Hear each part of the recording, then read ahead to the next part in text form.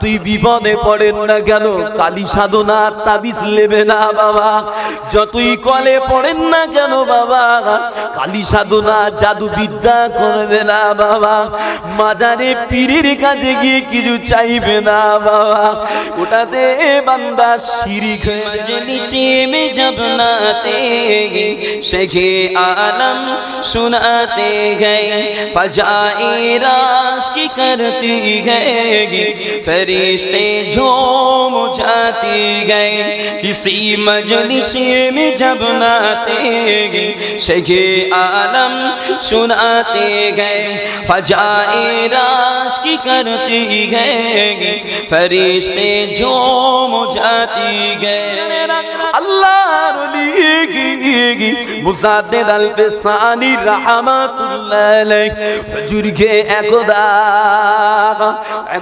বাদশা জাহাঙ্গীর রাজ দরবারে তলব করেছিল বাবা, রাজ দরবারে ডেকেছিল বাবা, রাজ দরবারে হুজুর গিয়েছিলেন, তবে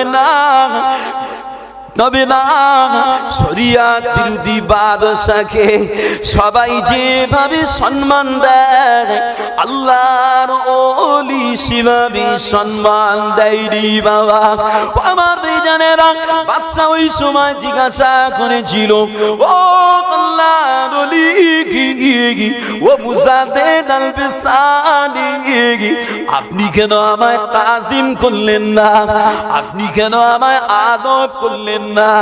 হুজুর আমার বলেছিলেন, এ বাদশাহ জাহাঙ্গীর জেনেরাল, এ বাদশাহ জাহাঙ্গীর জেনেরাল আমি জীবনে আল্লাহ রাসূলের প্রদর্শিত আদব আকায়েদের অনুসারী, এছাড়া আমার আর কোনো আদব না।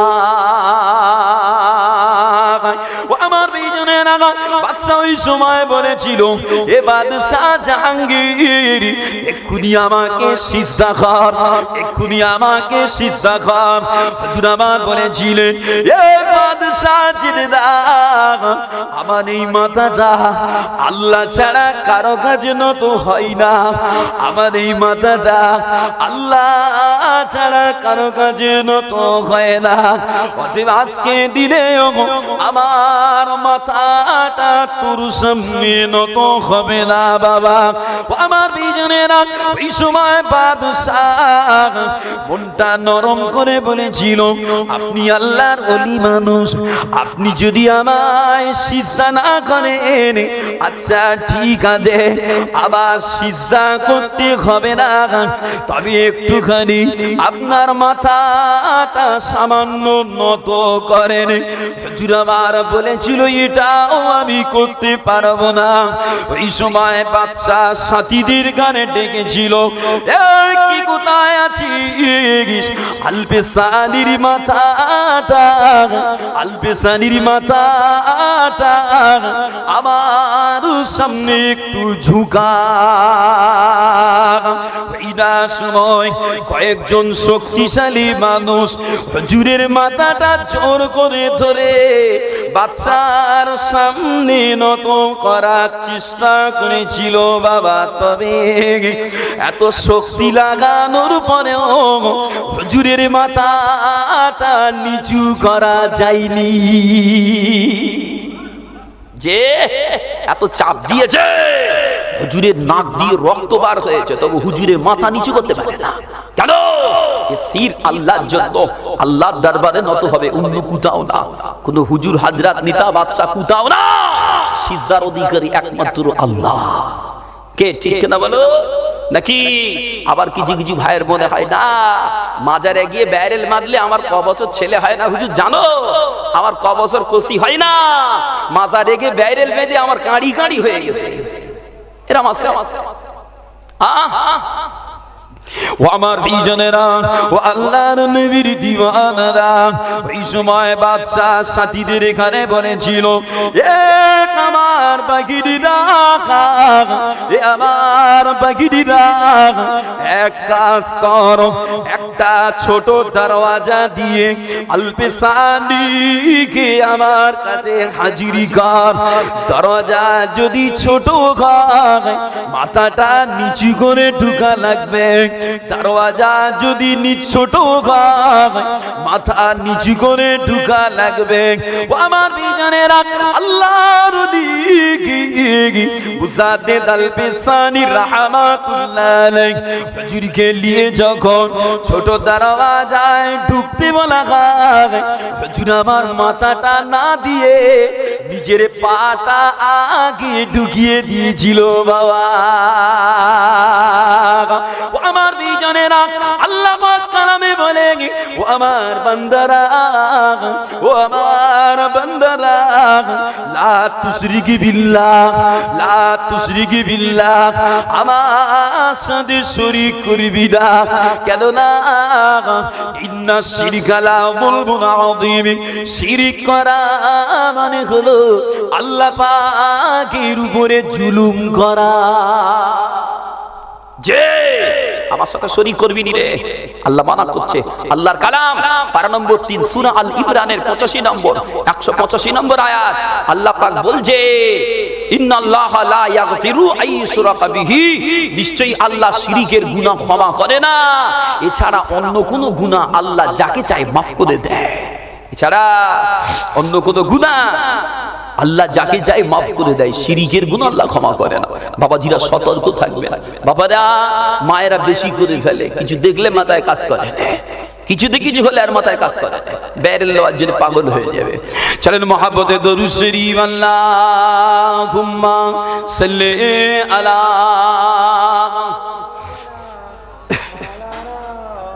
ওয়া আলা আলি কালিমা শরীফ, লা ইলাহা ইল্লাল্লাহ, লা ইলাহা ইল্লাল্লাহ, লা ইলাহা ইল্লাল্লাহ, মুহাম্মাদুর রাসূলুল্লাহ। আল্লাহুম্মা সাল্লি আলা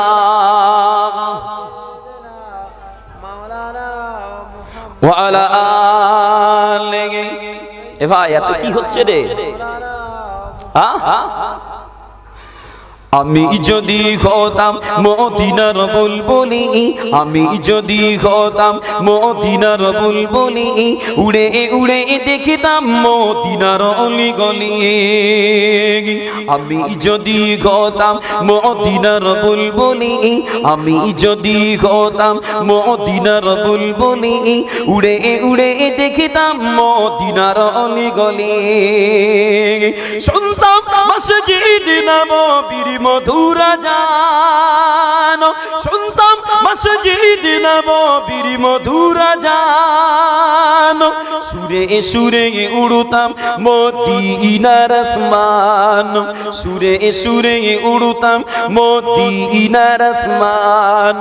ডানা মিলে সাফ করিতাম মিম্বরের বালি, ডানা মিলে সাফ করিতাম মিম্বরের বালি, উড়ে উড়ে দেখিতাম মদিনার অলি গলি। আমি যদি হতাম মদিনার বুলবুলি, আমি যদি হতাম মদিনার বুলবুলি, উড়ে উড়ে দেখিতাম মদিনার অলি গলি। হৃদয় শীতল পান সেই মদিনার বাতাস, হৃদয় শীতল পান সেই মদিনার বাতাস, বুঝে যাবে মনের জ্বালা পেলে সুবাস, বুঝে যাবে মনের জ্বালা পেলে সুবাস। মিটিবে পিপাসা দেখিলে রোজা রোজালি, মিটিবে পিপাসা দেখিলে রোজা রোজা চালে উড়ে উড়ে দেখতাম মদিনার অলি গলি আমি যদি গতাম মদিনার বুলবুলি আমি যদি গতাম মদিনার বুলবুলি উড়ে উড়ে দেখতাম মদিনার অলি গলি আল্লাহুম্মা সাল্লি আলা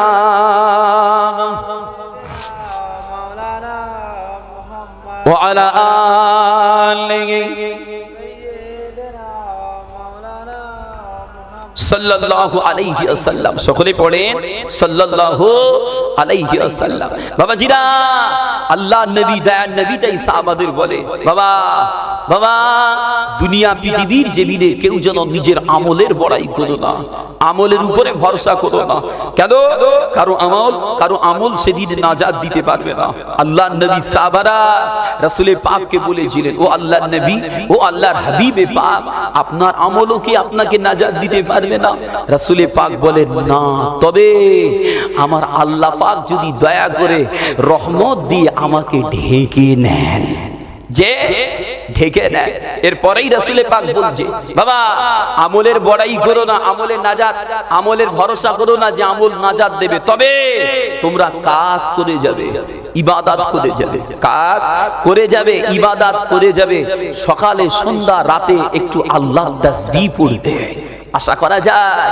এতেই তোমরা গন্তব্য স্থলে চলে যাবে বলেন সুবহানাল্লাহ বাবাজিরা আল্লাহর নবী তাই বলেন একদা আল্লাহর নবীর এক আনসারী সাহাবা আল্লাহর নবীকে জিজ্ঞাসা করেছিলেন ও রাসূলে পাক আল্লাহ পাকের কাছে সবথেকে দুনিয়ার জমিনে সবথেকে জ্ঞানী ব্যক্তি কে হবে যে রাসূলে পাক বলেছিলেন ও আমার সাহাবারা দুনিয়ার জমিনে ওই ব্যক্তিটা জ্ঞানী হবে যে মউতের কথা স্মরণ করে মউতের কথা স্মরণ করে আল্লাহকে খুশি করার কাজে নিজেকে নিয়োজিত রেখে মউতের জন্য প্রস্তুত থাকে ওইটা হলো জ্ঞানী বুদ্ধিমান আর ওই আখিরাতে কামিয়াবি পাবে বলেন না সুবহানাল্লাহ এটা মহব্বতে হলো না সুবহানাল্লাহ বাবাজিরা মউত এমন কঠিন জিনিস মউত এমন শক্ত জিনিস আল্লাহ পাক যখন মউতকে তৈরি করেছে মউতকে তৈরি করে আসমান জমিনের থেকে বিশাল পাওয়ার দিয়ে শত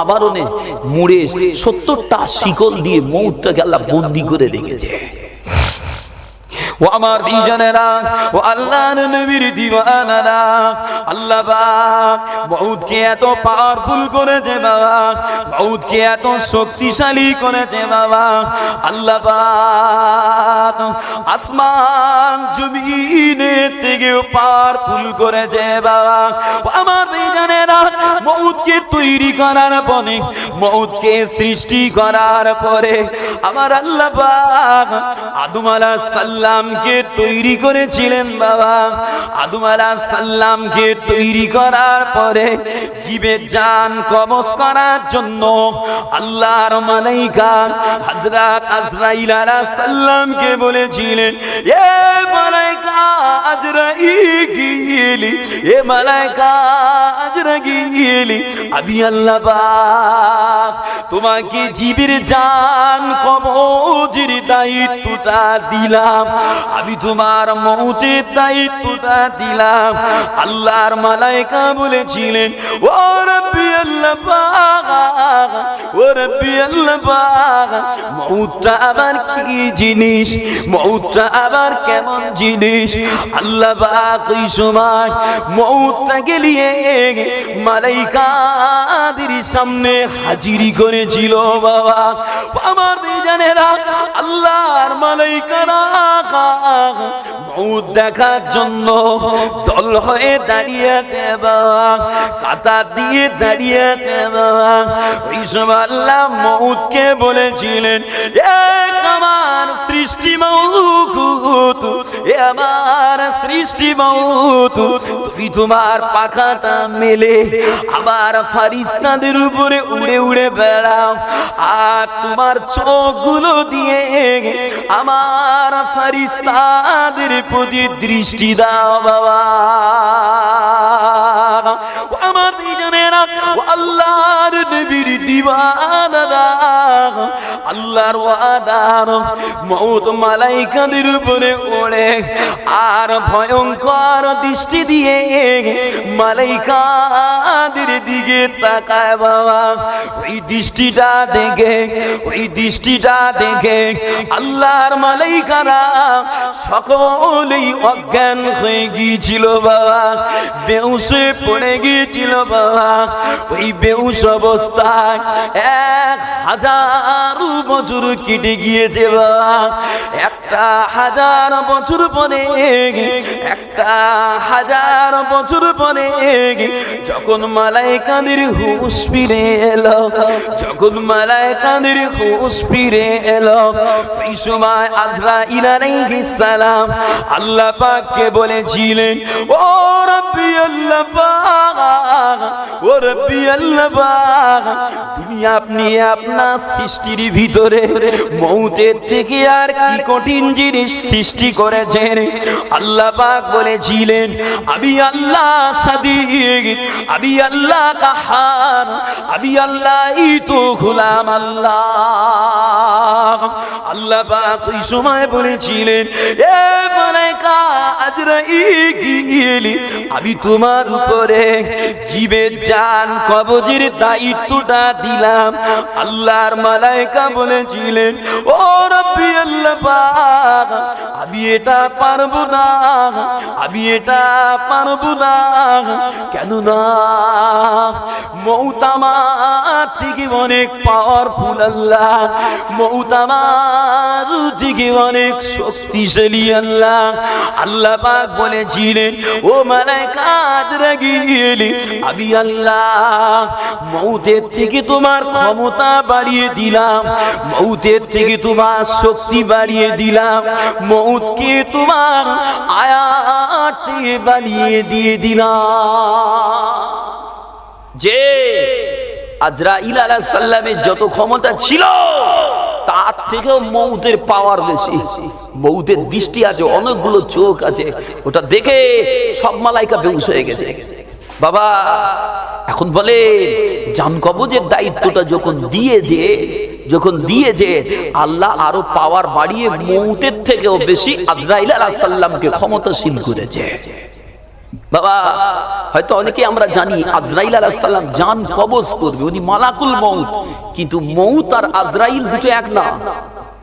হুজুর আর ইলিম দুটো এক না। ইলিম থাকলেই, ইলিম হাতে করে নিলেই হুজুর হয়ে যাবে না, মানুষ হলেই হুজুর হবে না। ইলিম কলিজায় ঢুকবে, ইলিম আর মানুষ দুটো এক জায়গায় হবে, তবে ও হুজুর হবে। ঠিক কিনা বলে? কথা বলে না। রাসূলে পাক এসেছেন, রাসূলে পাক রাসূল, রাসূলে পাক ইসলাম নন, রাসূলে পাক ইসলাম আননে ওয়ালা, দেনে ওয়ালা। কথা বুঝতে পারেন না? যে বাবা মউত আলাদা, আজরাইল আলাদা। মউত চালানে ওয়ালা করেছে আল্লাহ আজরাইল আলাইহিস সালামকে। বাবাজিরা, রাসূলে পাক তাই বলে, ভয় নেই, ঘাবড়ানোর কারণ নেই। কেন? তুহফাতুল মুমিন, আল্লাহর নবী, দয়ার নবী বলেছেন, মউতটা হলো কাফারাতুল লিকুল্লি মুসলিমিন। মউতটা হলো প্রত্যেক মুমিনের জন্য গুনাহের কাফারা। হালকা পাতলা যা গুনাহ হয়ে গেছে, দুনিয়ায় গুনাহ হয়েছে, মউতের জাকান্দানি দিয়ে ওকে বেগুনাহ করে আল্লাহ তুলে নেবে, মউতের কষ্ট দিয়ে ওকে তুলে নেবে। আর নবী আবার বলে, রাসূলে পাক আবার বলে, তুহফাতুল মুমিনিল মাউত, আর মৃত্যুটা হলো মুমিনের জন্য উপহার স্বরূপ। কেন? যে আল্লাহ পাক জানিয়েছে, রাসূলে পাক বলে যে ইবাদত করে আমাকে খুশি করে লাই, যে ইবাদত করে আমাকে রাজি করে লাই, ওই বান্দার হাত আমি আল্লাহ হয়ে যাই, ওই বান্দার কথা আমি হয়ে যাই, ওই বান্দার চলা আমি হয়ে যাই। বাবা, যে আল্লাহ পাক এত খুশি করে বান্দাদের ঘরে বলে, সেই আল্লাহ পাক আবার মউতের কষ্ট কেন দেবে? না না না, মউতটার মাধ্যমে আল্লাহর কাছে বান্দা পৌঁছাবে। বলেন না সুবহানাল্লাহ? একটু জোরে হয় না সুবহানাল্লাহ? তবে শুধু মউত শেষ না, মউতটা মানে শেষ না, মউত মানে শুরু হলো। কি হলো বলেন বাবা? মউত হলো মানে শুরু হলো। রাসূল পাক সাল্লাল্লাহু আলাইহি ওয়াসাল্লাম জানাচ্ছে মউত এমন এক জিনিস, মউতের পরে বান্দাকে আরো অন্যান্য জগতে পাড়ি দিতে হবে, কবরে যেতে হবে। মউতের পরে কবর, তারপরে হবে খবর, তারপরে হবে কিয়ামত, তারপরে হাসর, তারপরে বিচারের ময়দান হবে।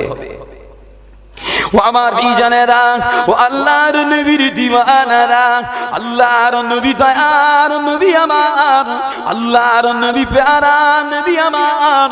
তাই হাদিস পাকের মধ্যে বলেন ইন্নাল কবরা আউয়ালু মানজিলিন মিন মানাজিলিল আখিরাহ, ইন্নাল কবরা আউয়ালু মানজিলিন মিন মানাজিলিল আখিরাহ। আল্লাহর নবী আমার জানিয়েছিলেন ও সাহাবারা, ও আমার সাহাবারা, মউতটা কবরটা হলো আখিরাতের প্রথম মঞ্জিল বাবা। ফাইন্না জাবিনহু, যে কবর থেকে নাজাত পেয়ে যাবে, ফামা বাদাহু আইসারুহু আইসারু বিনহু, তার প্রতিটা জায়গা সহজ হয়ে যাবে বাবা। ওয়া ইল্লাম ইয়ানজু বিনহু, আর যে কবরে ছাড় পাবে না, আর যে কবরে আটকে যাবে, ফামা বাদাহু আশাদ্দাহু, আল্লাহ নবী বলেন প্রতিটা ঘাটিতে, প্রতিটা জায়গা আল্লাহর বান্দা ধরা পড়ে যাবে বাবা। আমার দিনেরা, আল্লাহর নবীর দিওয়ানারা, আল্লাহর নবী জানিয়েছেন ওই কবর এমন একটা জায়গা বাবা, মা রাআইতু মানজারান কাত্তু ইল্লা ওয়াল কবরু আবদাকু মিনহু। আমি আল্লাহর নবী, আমি দয়ার নবী, কবরের মতো কঠিন জায়গা আর দেখিনি বাবা। কেননা ওই কবরে যদি গুনাহগার হয়ে মরো, ওই কবরে যদি মালাইকাদের জবাব না দেওয়া যায়, ওই কবরে আসামিদের জন্য 99টা করে সাপ দেওয়া হবে বাবা। ওই কবরের ভিতরে আল্লাহর মালাইকারা এসে সওয়াল করবে বাবা। ওই কবরে লুহার হাতুড়ি দিয়ে আল্লাহর আযাবের মালাইকা যাবে বাবা। আর ওই কবরের আযাব কিয়ামত পর্যন্ত কবরে ভুগতে হবে বাবাজিরা। তাই বলি বাপ, দুদিনের দুনিয়া বেশি দিন থাকা হবে না বাবা। দুদিনের দুনিয়া আল্লাহর আইনটা ফলো করো বাবা। রাসূলের সুন্নাত ফলো করো বাবা। কেন না আল্লাহকে খুশি করা ছাড়া, আল্লাহকে রাজি করা ছাড়া মরণের পরে ছাড় পাওয়ার জায়গা না। রাসূল পাকের সাহাবারা রাসূল পাকের মুখে এই ওয়াকিয়া শুনে বলেছিলেন, ইয়া রাসূলুল্লাহ, তবে কবরে যখন সওয়াল করা হবে আমরা কি সব বুঝতে পারবো হুজুর? আমাদের মনে টনে থাকবে হুজুর? আল্লাহর নবী জানিয়েছেন, আল্লাহ কোরআন পাকে বলছে যে আল্লাহর কোরআন পারা নম্বর 13 সূরা ইব্রাহিমের ভিতরে আল্লাহ পাক জানিয়েছেন ইউসাব্বিতুল্লাহুল্লাযীনা আমানু বিল কওলি সাবিত। আল্লাহ বলে যারা দুনিয়ার জীবনে ঈমানের উপরে কায়েম থাকবে, মরণের পরও আমার আল্লাহ তাদের দ্বারা সত্যটা বলিয়ে নেবে। বলেন সুবহানাল্লাহ। একটু জোরে হয় না সুবহানাল্লাহ? আমার কথা কি বুঝতে কষ্ট হয়? রাগ হয় আমার উপরে? একটু তাকবীর দেন তো দেখি, নারায়ে তাকবীর। একটু মহব্বতে বলেন না নারায়ে তাকবীর। মহান ইসালে সওয়ার, মহান ইসালে সওয়ার, নারায়ে তাকবীর। একটু মহব্বতে দরুদ শরীফ, আল্লাহুম্মা সাল্লি আলা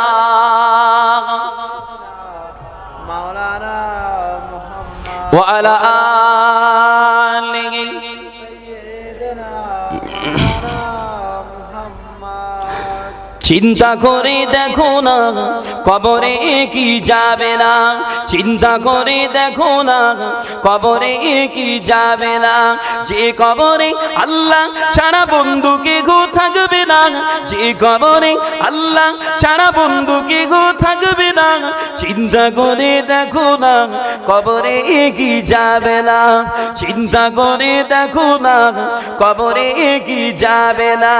এই দুনিয়ায় সবই পর, কবর তোমার আপন ঘর, এই দুনিয়ায় সবই পর, কবর আমার আপন ঘর। মরণ মোদের লইবে ঘিরে, আজরাইলে ছাড়বে না, চিন্তা করে দেখো না কবরে কি যাবে না, চিন্তা করে দেখো না কবরে কি যাবে না। যে কবরে আল্লাহ ছাড়া বন্ধুকে গো থাকবে না, যে কবরে আল্লাহ ছাড়া বন্ধুকে গো থাকবে না, যে কবরে আল্লাহ ছাড়া বন্ধুকে গো থাকবে না, চিন্তা করে দেখো না কবরে কি যাবে না, চিন্তা করে দেখো না কবরে কি যাবে না।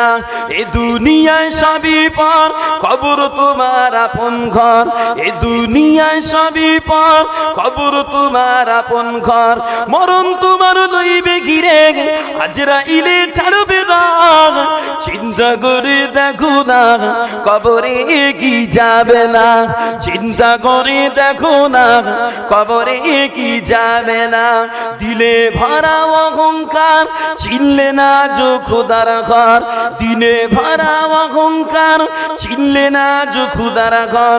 নামাজের লাগিয়া কি তোর মোটেও মায়া লাগে না, চিন্তা করে দেখো না কবরে কি যাবে না, চিন্তা করে দেখো না কবরে কি যাবে না।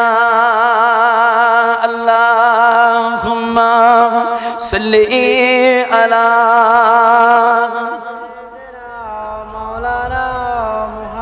ওয়া আলা আলিহি সাল্লাল্লাহু আলাইহি ওয়াসাল্লাম। বাবাজিরা, রাসূল পাক তাই বলে, বাবা শুধু কবর শেষ নয়, কবর মানে শুরু হলো। যে আমল যদি ভালো হয়, জবাব যদি দিতে পারো, কবরে জান্নাতি হাওয়া পাবে, জান্নাতি পোশাক পাবে, বাবা আরামের ঘুমে কিয়ামত পর্যন্ত ঘুমাবে। আর যদি কবর খারাপ হয়ে যায়, ইবাদত আমল খারাপ হয়ে যায়, আল্লাহকে যদি খুশি না করে মরতে পারো, কবরে অনেক খবর হবে। যে শুধু কবর নয়, কবরের পরে মরণের পরে আবার হাসরের ময়দানে আমাকে আপনাকে সবাইকে সেদিনে আল্লাহ পাকের সামনে খাড়া হতে হবে। আল্লাহ পাক তাই কালামুল্লাহ শরীফের ভিতরে বলছে, রাসূল পাক বলে, জানো ওই কিয়ামত হাসরের ময়দানটা কত কঠিন ময়দান। যে ইয়াউমা ইউবাদদালুল আরদ, আল্লাহ পাক কালামে বলে সেদিনে জমিনটা পরিবর্তন হয়ে অন্য জমিন হবে, জমিনটা পরিবর্তন হয়ে অন্য জমিন হবে। ওই উত্তপ্তময় জমিনে আল্লাহ পাক বান্দা বান্দীদের ঘরে হাজির করবে। বাবা আল্লাহ পাক বলে ওই দিনে কেউ কারো হবে না, বেটা বেটিকে দেখে পালাবে, স্বামী স্ত্রীকে দেখে পালাবে, সন্তান আদিকে দেখে পালাবে, পিতা মাতা সন্তানদের ঘরে দেখে পালাবে। ওইরকম একটা কঠিন অবস্থা, কঠিন দিনে আমাকে আপনাকে হাজির হতে হবে। ও আমার ভাইজানেরা, তবে আল্লাহ পাক কালামুল্লাহ শরীফের ভিতরে বলেন, ইয়াউমা লা তামলিকু নাফসুল লিনাফসিন শাইআন ওয়ালা আমরু ইয়াউমা ইযিল লিল্লাহ, ইয়াউমা লা তামলিকু নাফসুল লিনাফসিন শাইআন ওয়ালা আমরু ইয়াউমা ইযিল লিল্লাহ। আল্লাহ পাক কালামে জানিয়ে দিয়েছেন, ও তোমার বান্দারা, ও আমার বান্দিরা, ওই দিনে কেউ কিছু কারো করতে পারবে না, ওই দিনে কেউ কারো কাজে আসবে না, কেবলমাত্র আমার আল্লাহর কর্তৃত্ব সেদিনে বহাল থাকবে। বাবা